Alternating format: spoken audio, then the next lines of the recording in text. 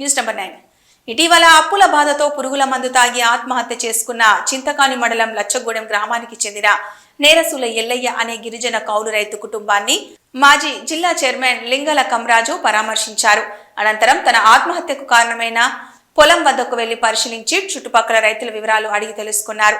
అనంతరం మాట్లాడుతూ వచ్చే నీరు చివరి ఆయకట్టుకు చేరకపోవడంతో నెరసుల ఎల్లయ్య అనే గిరిజన రైతు వరి పొలం ఉండిపోయిందని, బోనకల్ బ్రాంచ్ కెనాల్ కి 1200 క్యూసెక్ల నీళ్లు అవసరం ఉండగా కేవలం 700 క్యూసెక్ల నీళ్లు వదలడం ద్వారా చివరి ఆయకట్టు వరకు నీరు అందక తాను సాగు చేస్తున్న వరి పొలం ఎండిపోవడంతో మనస్తాపం చెంది నెరసుల ఎల్లయ్య పురుగుల మందు తాగి ఆత్మహత్య చేసుకున్నాడని, ఇది ప్రభుత్వ వైఫల్యమే అని విమర్శించారు.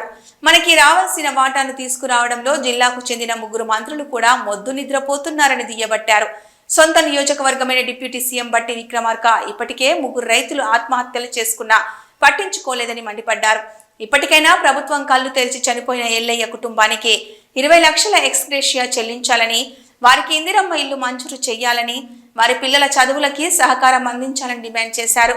ఈ కార్యక్రమంలో చింతకాని మండల అధ్యక్షులు కంచాల పుల్లయ్య, మాజీ వైస్ ఎంపీపీ గురిజాల హనుమంతరావు, కార్యదర్శి బొడ్డు వెంకటరామారావు, నాయకులు మంకెన రమేష్, వేముల నరసయ్య, గడ్డం శ్రీను, పిన్నెల్లి శ్రీను, నన్నక నరసింహారావు, గురిజల కృష్ణయ్య, మేకపోతుల సైదేశ్వరరావు, పొట్ల సీతయ్య, కొమ్ము మల్లయ్య, ముక్కంటి పువ్వల్ల వెంకటేశ్వరరావు తదితరులు పాల్గొన్నారు.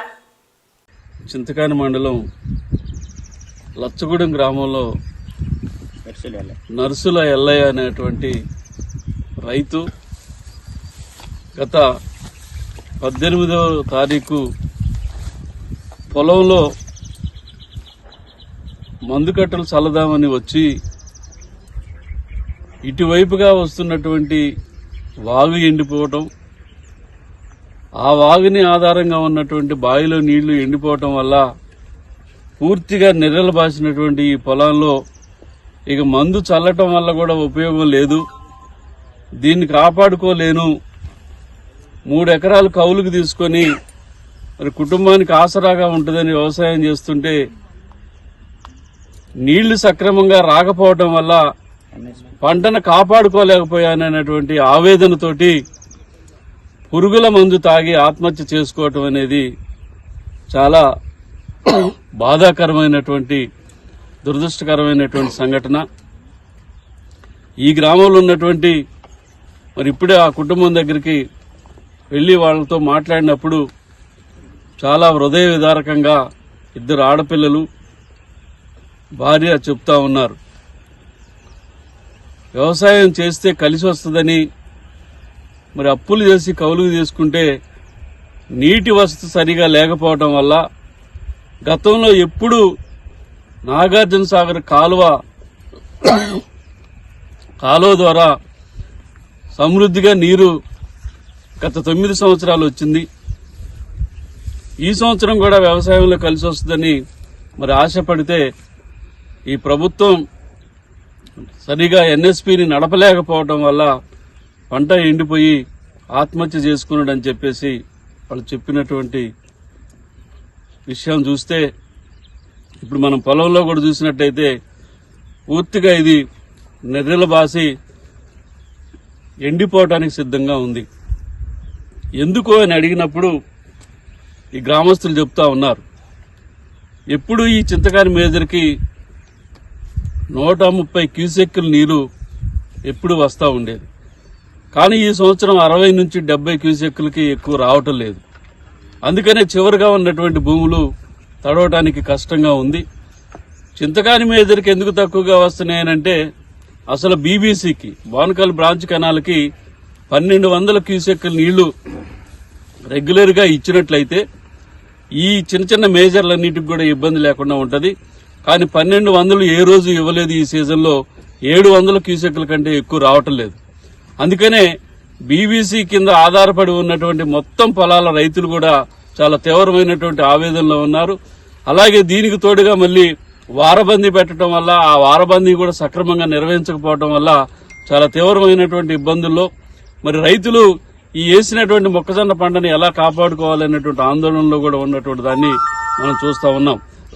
అందుకనే వెంటనే నాగార్జున సాగర్ లో మన వాటా ఏదైతే ఉందో మన వాటాని వాడుకోకపోవటం వల్ల నిన్న హరీష్ రావు గారు కూడా ప్రెస్ మీట్ పెట్టారు.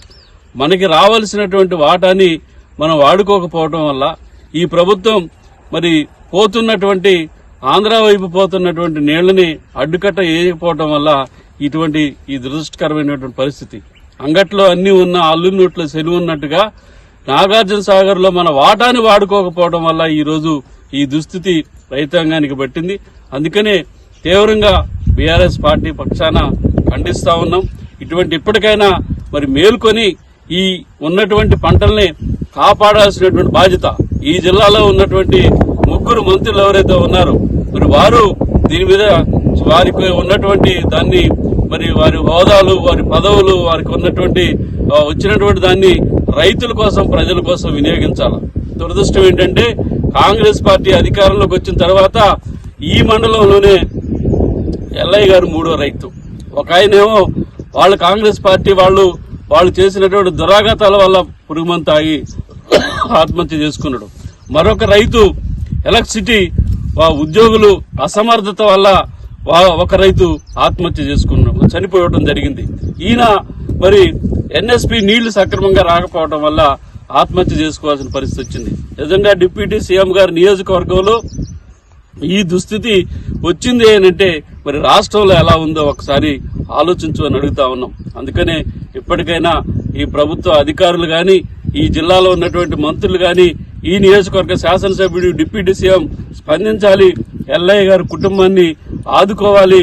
వెంటనే ఆ కుటుంబానికి 20 లక్షల రూపాయల ఎక్స్గ్రేషియా ఇవ్వాలి అని చెప్పేసి మేము డిమాండ్ చేస్తా ఉన్నాం.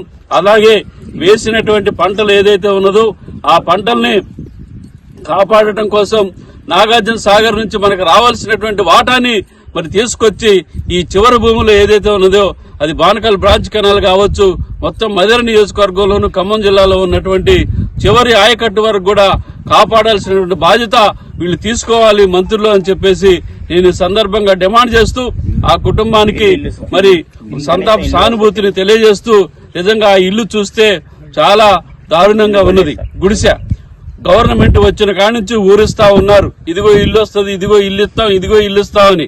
కానీ ఈ రోజు వరకు అది కార్యరూపం దాల్చలేదు. అందుకనే వారికి ఎల్లయ్య గారి కుటుంబానికి ఒక నూతన గృహాన్ని మంజూరు చేయాలని, అలాగే ఎక్స్గ్రేషియా 20 లక్షల రూపాయలు ఇచ్చి ఆ కుటుంబాలని, పిల్లల్ని చదువుల కోసం అవసరమైనటువంటి సహకారాన్ని కూడా అందించాలని చెప్పేసి బీఆర్ఎస్ పార్టీ పక్షాన డిమాండ్ చేస్తూ ఇప్పటికైనా ఈ ప్రభుత్వం, ఈ మంత్రులు, ఈ జిల్లాలో ఉన్నటువంటి 3 మంత్రులు మొద్దు నిద్ర నుంచి మేల్కొని ప్రజల పక్షాన ఆలోచించాలని చెప్పేసి మీ ద్వారా విజ్ఞప్తి చేస్తా ఉన్నాను.